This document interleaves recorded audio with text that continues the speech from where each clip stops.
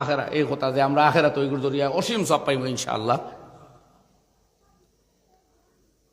সুতরাং এটা মধ্যে নবীজির সুন্নতর মধ্যে আমরা মুক্তি।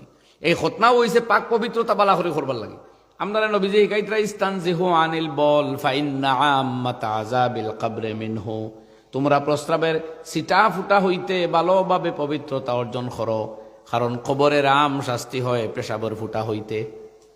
যারা প্রস্রাবর ফুটা থাকি ভালোভাবে পবিত্রতা অর্জন করে না, পেশাবর ফুটা গায়ে লাগে, কাপড়ে লাগে, কেয়ার করে না, সাফ করে না, আল্লাহর হুকুমে তাদের কবরের মধ্যে বড় প্রচন্ড শাস্তি হবে।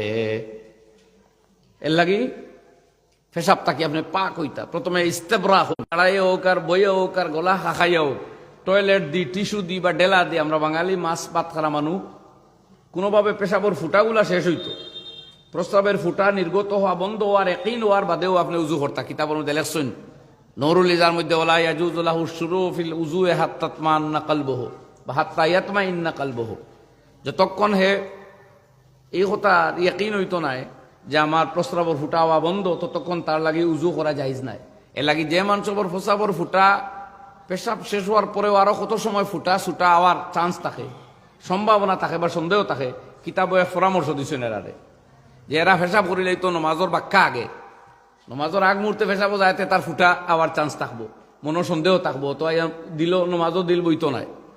তো এরা লেখটা এরা নমাজর অক্তর তুলা আগে পেশাব যাওক না, এরা অনেক টাইম আগে যাওক গিয়া, তো নমাজর ঠিক আগে উজু পড়বো, তারই পেশাবর ফুটা আবার মাটিকান থাকতো না। হন ইস্তিনজা করি আই গেল, পানি ব্যবহার করলো, শুকানের বাদে যদি এক কাতরা কোনোদিন আইও যায় জানতে ভাই, তো এক কাতরা দেখুন মাসলা হইল একটা কি শিখি, যেটা এখন কিন্তু একটা কি আপনারা চিনাই তোকে এখন 10 টাকি বোঝাতে যাও, এখন যে 10 টাকি যে নোট যেটা আমরা এটা আগর প্রায় 1 টাকি লাখান নানি, বরং আরো ছোট 20 টাকি দেখছি দিন গুয়াহাটিত খুব চকচকা মোটামুটি লাগছে। এই 20 টাকি খাচ্চা যে ডলার, ওটার সম পরিমাণ জায়গা পর্যন্ত যদি